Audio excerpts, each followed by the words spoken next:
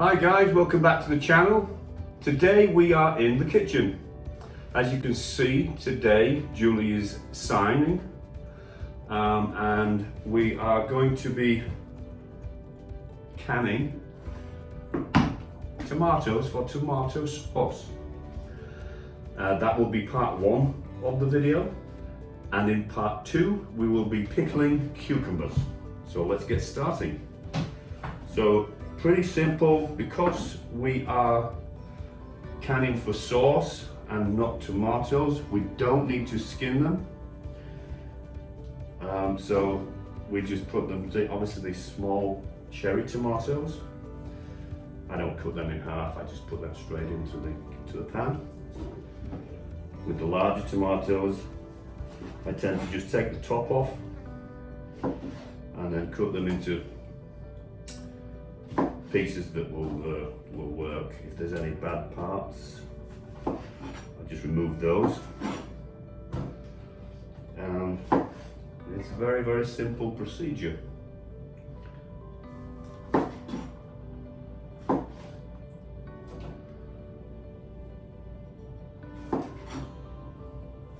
And I know you guys don't want to stand and watch me do this for the next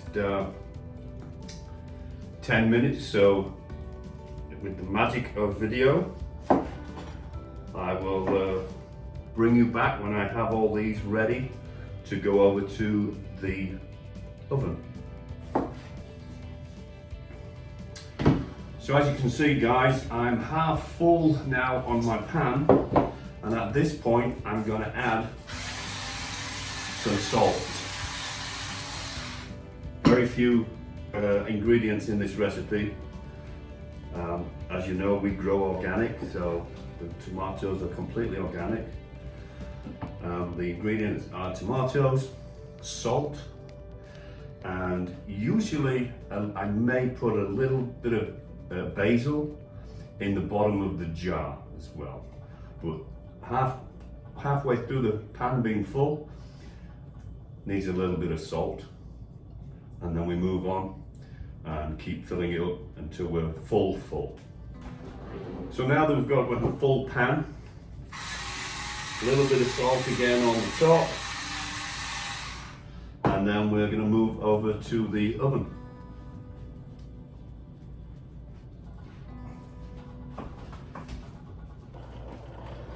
So we are over at the oven, and as soon as it starts to boil, we need to stir it so that the tomatoes don't stick to the bottom of the pan. This process will take about 1 hour, and I'm going to add a bay leaf at this point. Never tried it before. Let's see what happens.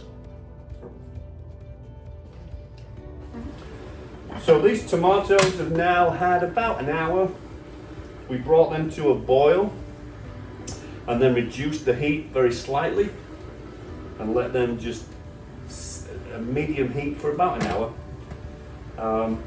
And now we're ready to go over to the straining process. But what I will add, if you like your tomato sauce a little thicker, at this point or during this process, you can take some of the liquid out and put it to one side, and at a later date add a little bit of salt, boil it up for about 30 minutes, let it cool, and that makes great tomato juice.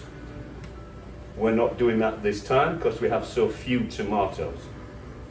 So we're going to move back over to the island and we'll start the straining process.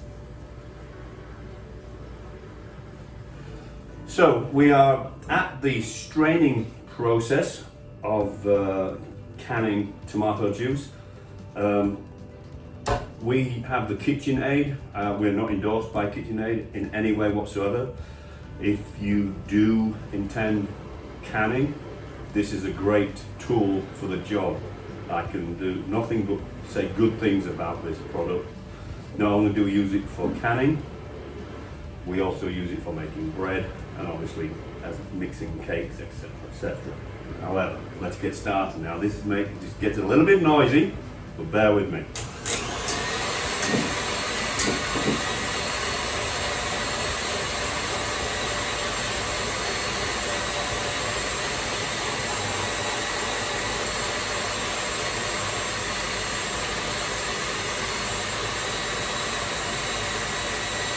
It's important to do this while it's still hot. Don't let it cool down. It needs to be piping hot when you go through this process.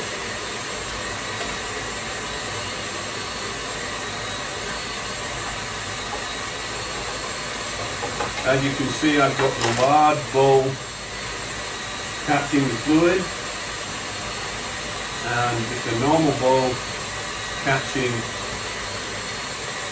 the skins, etc., as it goes through the sieve.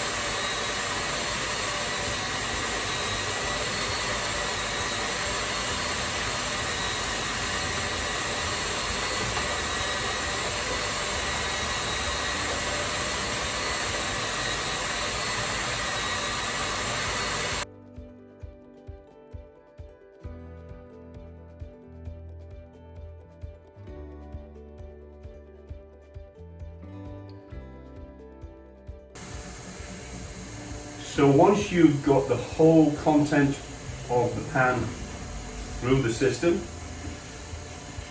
you will be left with a lot of skin and seeds. Now, I put this through the system 3 more times before I'm happy that I've got all of the product that I desire. And what I've worked out is when it starts to come out in one solid piece, you've pretty much used everything that you can. So, like I say, the first time around, all the skin, I send that through another 3 times and I get a lot more product. So that's what we're going to do.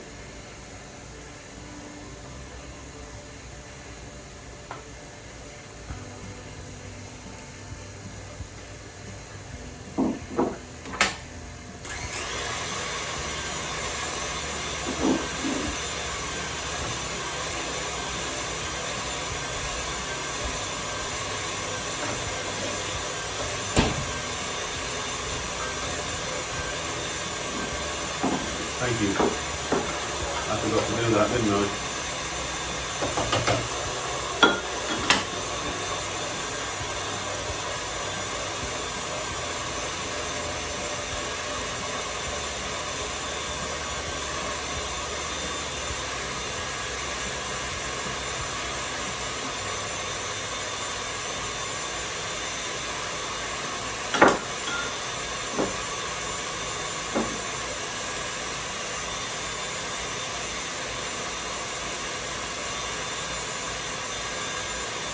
With the bay leaf I just took out, don't really want that to go through.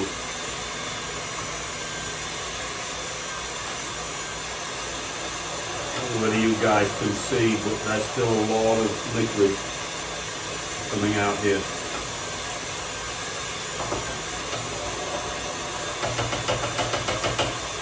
So that's one time.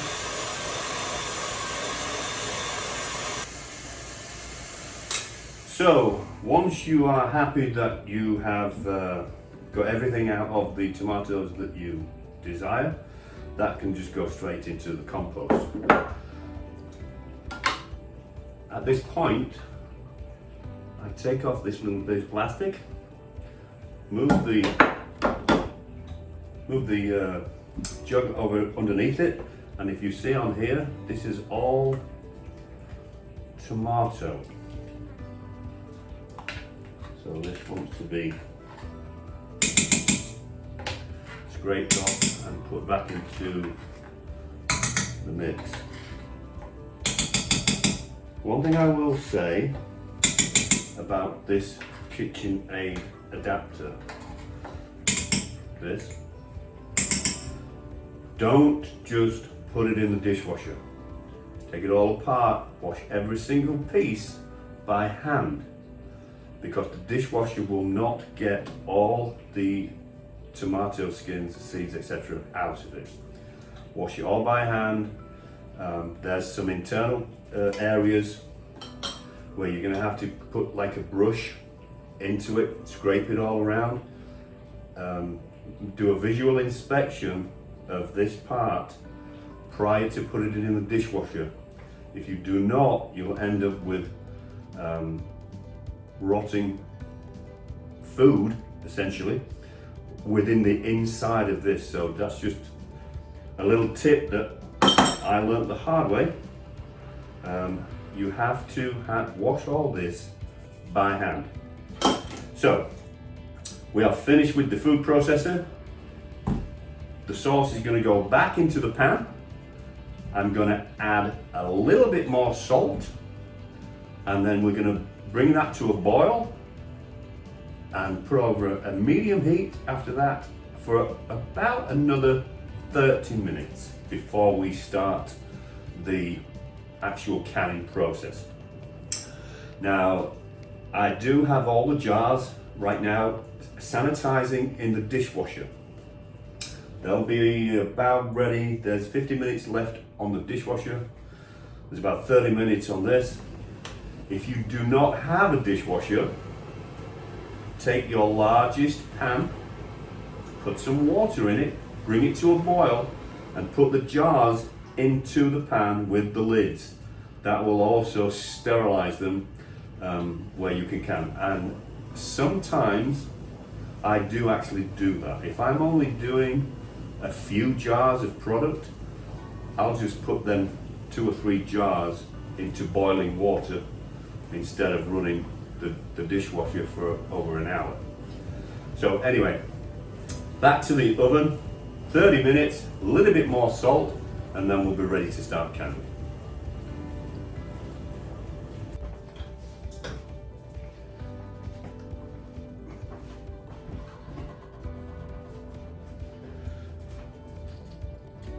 So again, make sure that you are nice and hot, straight off the boil.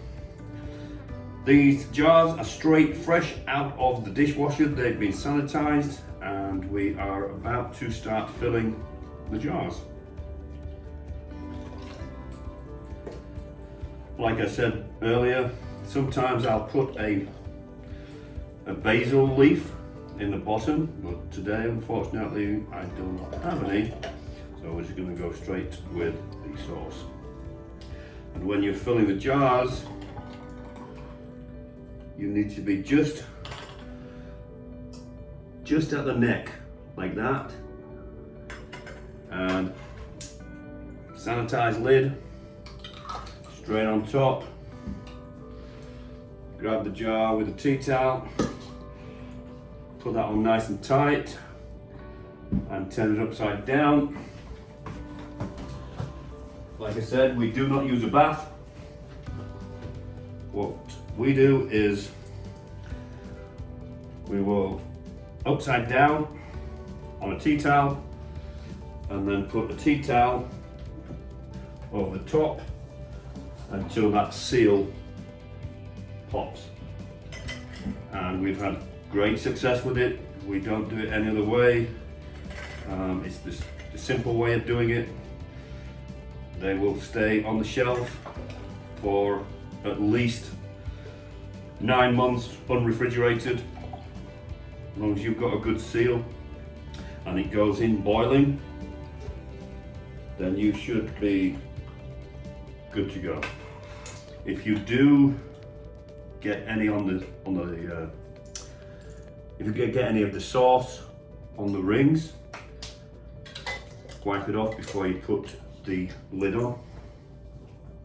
So again, grab it with a tea towel, tighten that up,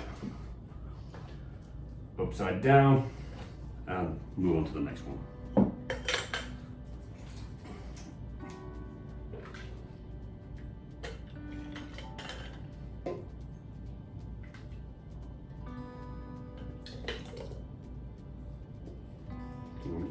The seasons before, when we grow tomatoes, we usually get about 20 to 25 jars Unfortunately, this season, with us having so much rain early summer, we'll be lucky if we get 8 jars, but we will take whatever we can. It's organic. We know where it's come from. It's very important with food that if you can, make your own food. Make your own food. You know where it's come from. We have a large vegetable garden. We try and do as much as we can. We do have a 13 tree orchard. We didn't make a video making the peach and bourbon jam, which is a shame because it was awesome. It really was. Next season when we get the peaches, I'll make sure that we do a video on the peach and bourbon jam. Take it from me, it's great. So again, upside down. Move on to the next one. It looks like I may have more than 4 jars, which is nice. I figured 4 to 5 jars, that's what this pan is when it's full. I've got a little bit more, but we are having spaghetti bolognese for dinner today, so I won't do anything with what's left. I'll just use it for dinner. And once they are all upside down, a little bit more in that one, and I did catch the ring, so I'll just wipe that very quickly. Lid on, hold the jar with the tea towel, and upside down, and you can just leave those guys like that. Some will pop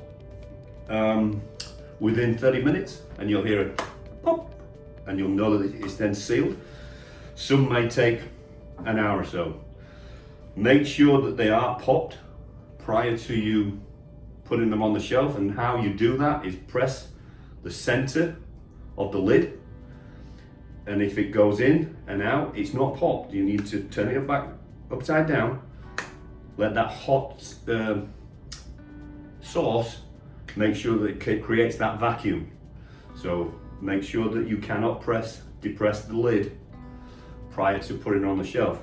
Once you've got that, once the lid is depressed, label it, the month and year, put it on the shelf, no refrigeration needed, and it will last